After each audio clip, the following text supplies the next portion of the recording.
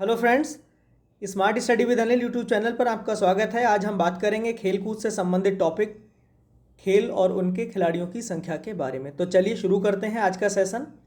सबसे पहले हम डिस्कस करेंगे कि किस खेल में कितने खिलाड़ियों की आवश्यकता होती है, यानी कि कौन सा खेल में कितना खिलाड़ी होते हैं। तो सबसे पहले हम बात करेंगे टेनिस एवं टेबल टेनिस के बारे में। तो टेनिस और टेबल टेनिस में इसमें सिंगल्स और डबल्स के साथ में इसको खेला जाता है। तो इसमें जो खिलाड़ियों की संख्या होती है वो एक टीम में टेनिस में या तो एक हो सकती है या दो भी हो सकती है। ये प्रत्येक टीम में खिलाड़ियों की संख्या के बारे में है, यानी कि टेनिस या टेबल टेनिस ये सिंगल्स और ये डबल्स के साथ में भी खेला जा सकता है। पोलो की हम बात करेंगे। पोलो में जो खिलाड़ियों की संख्या होती है एक टीम में, ये कितनी होती है? 4 होती है। इसी तरह देख लेंगे बास्केटबॉल को। बास्केटबॉल में जो खिलाड़ियों की संख्या होती है ये कितनी होती है? 5 होती है। वॉलीबॉल, इसमें खिलाड़ियों की संख्या कितनी होती है? 6। वाटर पोलो, कबड्डी और नेटबॉल, इन तीनों में जो खिलाड़ियों की संख्या होती है वो 7-7 होती है। यानी कि वाटर पोलो में खिलाड़ी एक टीम में 7 होते हैं, कबड्डी में भी एक टीम में खिलाड़ियों की जो संख्या है 7 होती है, और नेट बॉल में भी खिलाड़ियों की जो संख्या होती है वो 7 होती है। तो इसमें आपको ध्यान में रखना है वाटर पोलो, कबड्डी और नेट बॉल। वाटर पोलो में 7 होते हैं, जबकि पोलो में यहाँ पे ध्यान रखना है पोलो में खिलाड़ियों की जो संख्या होती है वो कितनी होती है? 4 होती है। इसके बाद हम बात करेंगे जिम्नास्टिक की। जिम्नास्टिक में खिलाड़ियों की जो संख्या होती है 8 होती है, और बेसबॉल और खो खो इन दोनों में 9-9 खिलाड़ी होते हैं। यानी कि बेसबॉल में 9 होते हैं और खो खो में प्रत्येक टीम में 9-9 खिलाड़ी होते हैं। आगे बढ़ते हैं हॉकी, फुटबॉल और क्रिकेट, इन तीनों में खिलाड़ियों की संख्या प्रत्येक टीम में होती है 11-11। यानी कि हॉकी में 11, फुटबॉल में 11 और क्रिकेट में 11। तो ये आपको ध्यान में रखना है। रग्बी फुटबॉल, अगर इसकी हम बात करें तो इसमें जो खिलाड़ियों की संख्या होती है प्रत्येक टीम में ये होती है 15। यानी कि इसमें ये खेल ऐसा है कि सबसे अधिक खिलाड़ियों की संख्या रग्बी फुटबॉल में होती है, वो भी कितनी होती है? 15 खिलाड़ी। तो एक बार फिर से हम देख लेते हैं टेनिस एवं टेबल टेनिस, इसमें 1 या 2 प्रत्येक टीम में खिलाड़ी हो सकते हैं। पोलो 4 खिलाड़ी, बास्केटबॉल 5, वॉलीबॉल 6 खिलाड़ी, वाटर पोलो, कबड्डी और नेटबॉल, इसमें 7-7 खिलाड़ी होते हैं प्रत्येक टीम में। जिम्नास्टिक में 8 होते हैं। बेसबॉल और खो खो इसमें 9 होते हैं। आगे बढ़ते हैं हॉकी, फुटबॉल और क्रिकेट। हॉकी, फुटबॉल, क्रिकेट इसमें 11-11, और रग्बी में 15 खिलाड़ी। चलिए आगे बढ़ते हैं। प्रश्न संख्या 1, खो खो में कितने खिलाड़ी एक टीम में होते हैं? तो इस प्रश्न का जो सही उत्तर है वो है ऑप्शन डी, 9। यानी कि खो खो में प्रत्येक टीम में जो खिलाड़ियों की संख्या होती है वो कितनी होती है? 9-9 की होती है। अभी हमने ऊपर डिस्कस किया था।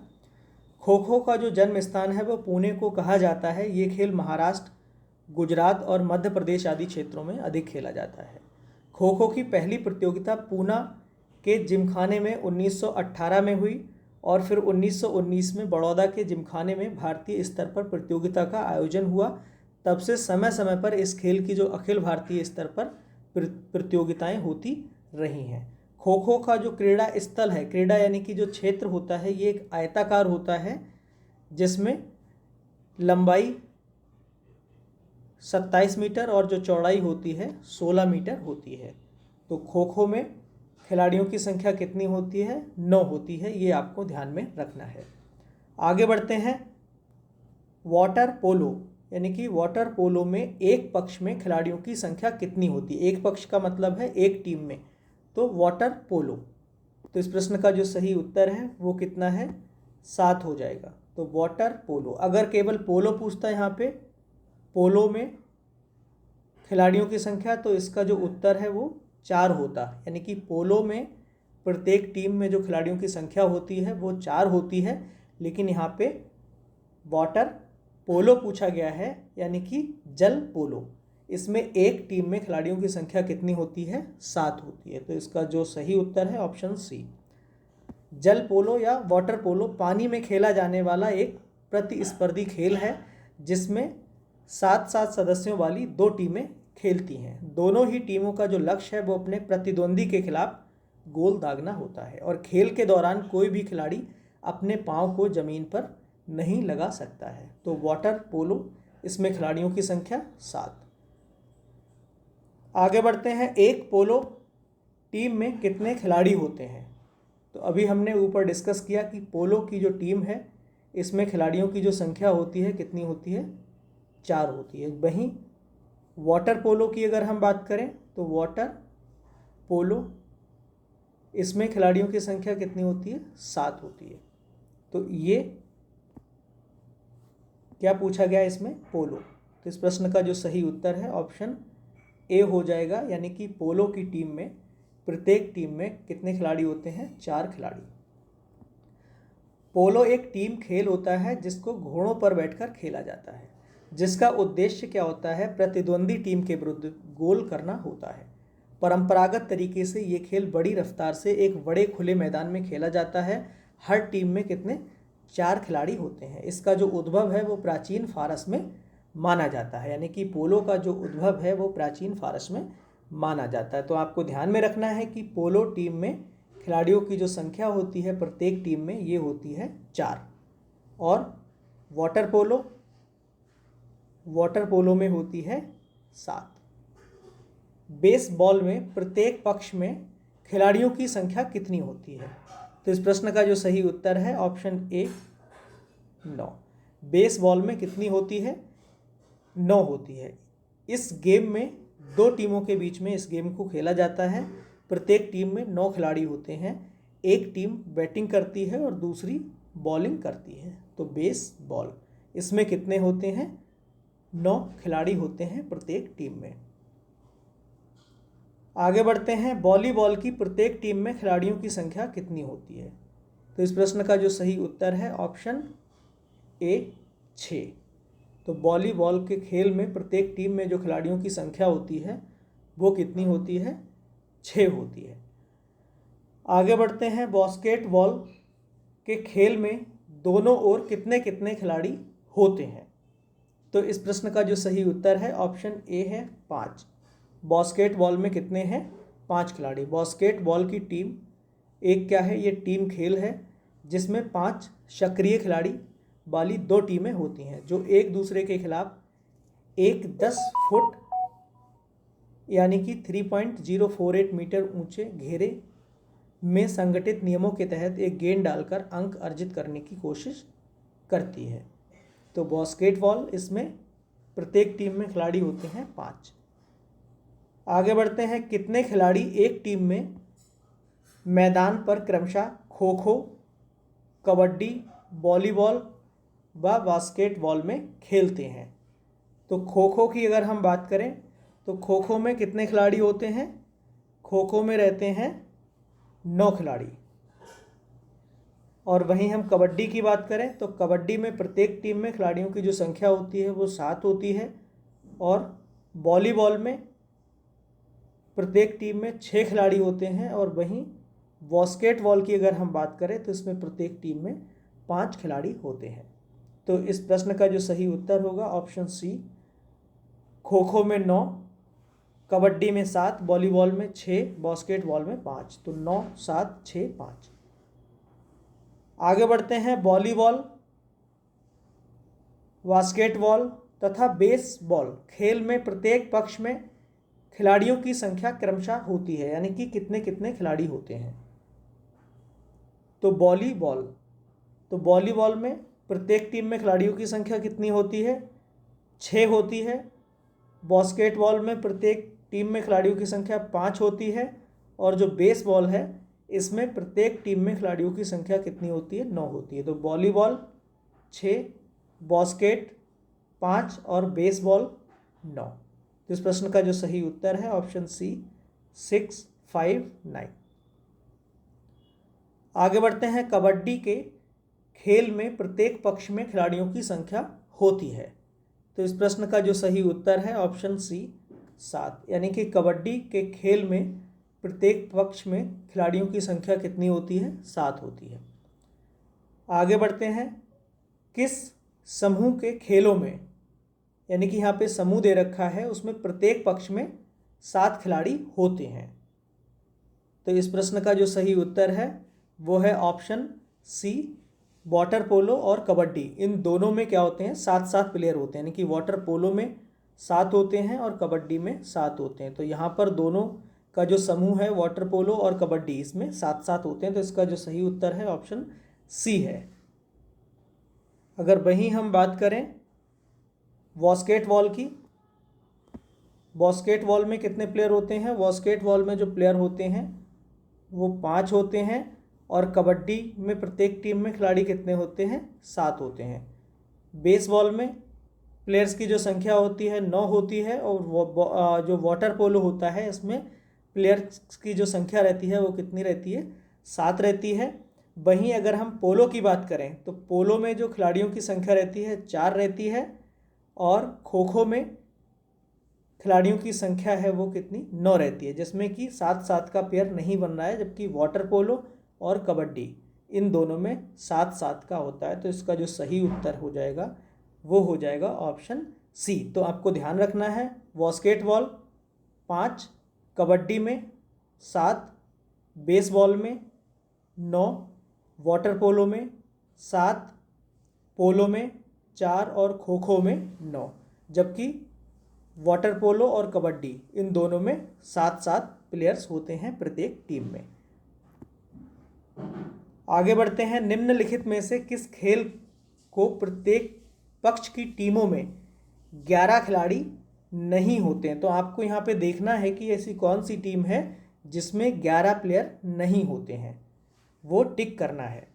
तो इस प्रश्न का जो सही उत्तर है ऑप्शन बी है, खो खो। यानी कि खो खो की जो टीम रहती है इसमें प्रत्येक टीम में 11 खिलाड़ी ना होकर कितने खिलाड़ी होते हैं? 9 खिलाड़ी होते हैं। तो इस प्रश्न का जो सही उत्तर हो जाएगा वो बी हो जाएगा, क्योंकि अगर हम बात करें ऑप्शन ए की, ये क्रिकेट में कितने होते हैं? 11 खिलाड़ी। हॉकी में कितने होते हैं? 11 खिलाड़ी।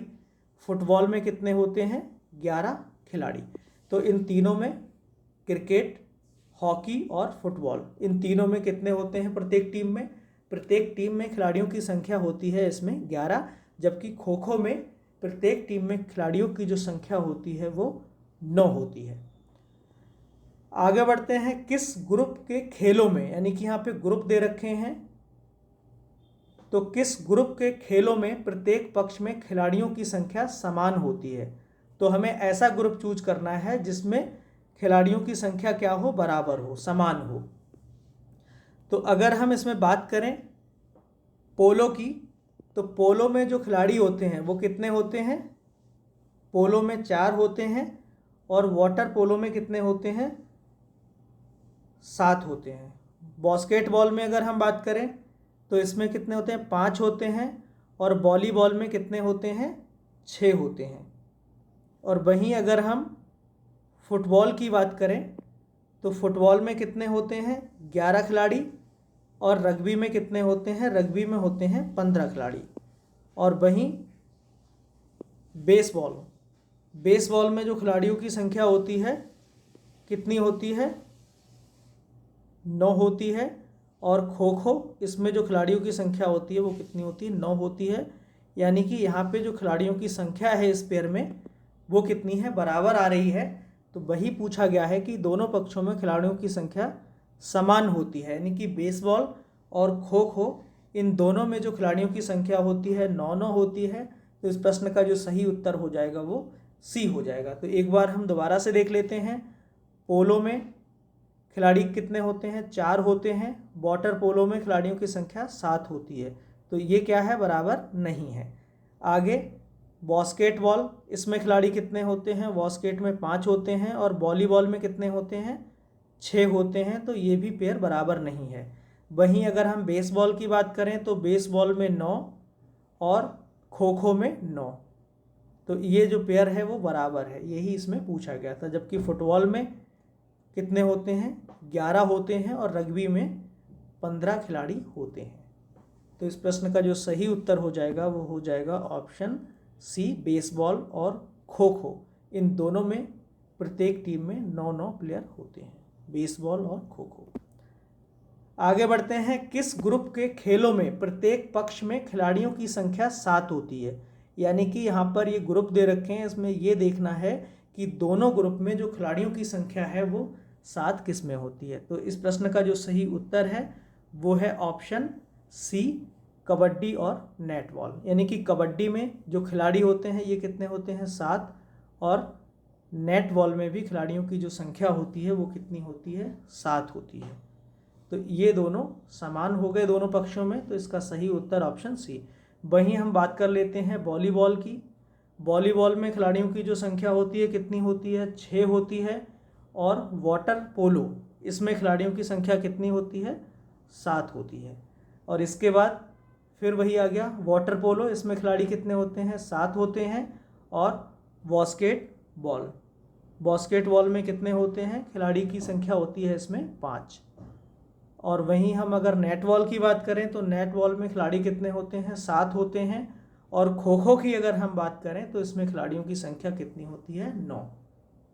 तो इस प्रश्न में जो सही उत्तर होगा सी होगा, कबड्डी और नेट बॉल दोनों में कितने प्लेयर होते हैं, 7 और 7 होते हैं। तो ये पेयर बराबर हो जाएगा आपका। तो इस प्रश्न का जो सही उत्तर होगा ऑप्शन सी। आगे बढ़ते हैं, किस ग्रुप के खेलों में प्रत्येक पक्ष में खिलाड़ियों की संख्या सर्वाधिक होती है। तो सर्वाधिक खिलाड़ी किस खेल में होते हैं, तो ये होते हैं रग्बी फुटबॉल में। तो इस प्रश्न का जो सही उत्तर होगा ऑप्शन बी होगा। इसमें जो खिलाड़ियों की संख्या होती है वो कितनी होती है, 15। आगे बढ़ते हैं, निम्नलिखित में से किस खेल की टीम में महिला एवं पुरुष दोनों खिलाड़ी होते हैं। तो इस प्रश्न का जो सही उत्तर है ऑप्शन ए है, कार्फ बॉल। कार्फ बॉल क्या होता है, ये एक बॉल स्पोर्ट है जिसमें नेट बॉल और बास्केटबॉल के समान होता है। यह 8 खिलाड़ियों की 2 टीमों के द्वारा खेला जाता है। यानी कि कार्फ बॉल जो होता है इसकी प्रत्येक टीम में कितने, 8 खिलाड़ी होते हैं। और उन 8 में 4 क्या होते हैं, 4 होते हैं मेल और 4 क्या होते हैं, 4 होते हैं फीमेल। तो इसमें आपको ध्यान में रखना है कि ये जो खेल है एक बॉल स्पोर्ट्स है, जैसा कि आप यहाँ पे चित्र में देख सकते हैं। ये बॉल नेट की तरह ही है, नेट बॉल और बास्केटबॉल की तरह। इसमें ये क्या है, लेडीज़ प्लेयर हैं और ये लेडीज़ प्लेयर हैं दूसरी टीम के, ये दूसरी टीम के हैं। और यहाँ पे ये पुरुष और महिलाएं दोनों दिखाई गई हैं। तो यहाँ कार्फ बॉल ये मेल प्लस फीमेल से मिलाकर इसकी टीम बनाई जाती है। टीम में 8 खिलाड़ी होते हैं, 4 मेल और 4 फीमेल।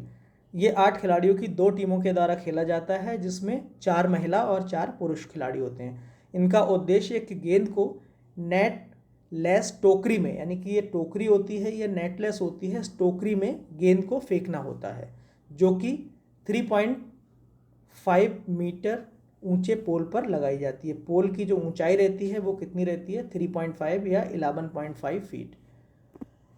आगे बढ़ते हैं, रग्बी फुटबॉल में प्रत्येक पक्ष में कितने खिलाड़ी होते हैं। तो इस प्रश्न का जो सही उत्तर है वो क्या हो जाएगा, ऑप्शन ए 15। रग्बी की जो टीम होती है इसमें प्रत्येक टीम में प्रत्येक पक्ष में खिलाड़ी कितने होते हैं, 15। आगे बढ़ते हैं, क्रिकेट के आधुनिक संस्करण सुपर मैक्स क्रिकेट में दोनों टीमों को 10 ओवर की एक पारी के लिए कितना समय दिया जाता है। तो इस प्रश्न का जो सही उत्तर है वो है ऑप्शन बी, 45 मिनट। आगे बढ़ते हैं, किसी अंतर्राष्ट्रीय फुटबॉल मैच की सामान्य समय अवधि कितनी होती है। तो अंतर्राष्ट्रीय फुटबॉल मैच, तो इस प्रश्न का जो सही उत्तर है ऑप्शन सी है, 90 मिनट। यानी कि अंतर्राष्ट्रीय फुटबॉल मैच की जो सामान्य समय अवधि रहती है ये रहती है 90 मिनट की। तो किसी अंतर्राष्ट्रीय फुटबॉल मैच की सामान्य समय अवधि। आगे बढ़ते हैं, किसी अंतर्राष्ट्रीय हॉकी मैच की सामान्य अवधि कितनी होती है। तो अंतर्राष्ट्रीय हॉकी मैच की, तो इस प्रश्न का जो सही उत्तर है वो बी है, 70 मिनट। तो अंतर्राष्ट्रीय हॉकी मैच इसकी सामान्य अवधि कितनी रहती है, 70 मिनट। आगे बढ़ते हैं, मुक्केबाजी की स्पर्धा में कितने कितने मिनट के 3 राउंड होते हैं। तो इस प्रश्न का जो सही उत्तर है ऑप्शन बी है, इसमें 3-3 मिनट के 3 राउंड होते हैं। आगे बढ़ते हैं। कबड्डी की पुरुष स्पर्धा में कितने मिनट का एक हाफ होता है? तो कबड्डी की पुरुष स्पर्धा में, तो इस प्रश्न का जो सही उत्तर है ऑप्शन बी है, यानी कि 20 मिनट। तो आज के लिए बस इतना ही। अगर आपको हमारा वीडियो अच्छा लगा हो तो वीडियो को लाइक और शेयर ज़रूर करें और इसके साथ ही हमारे चैनल को सब्सक्राइब करना ना भूलें। धन्यवाद।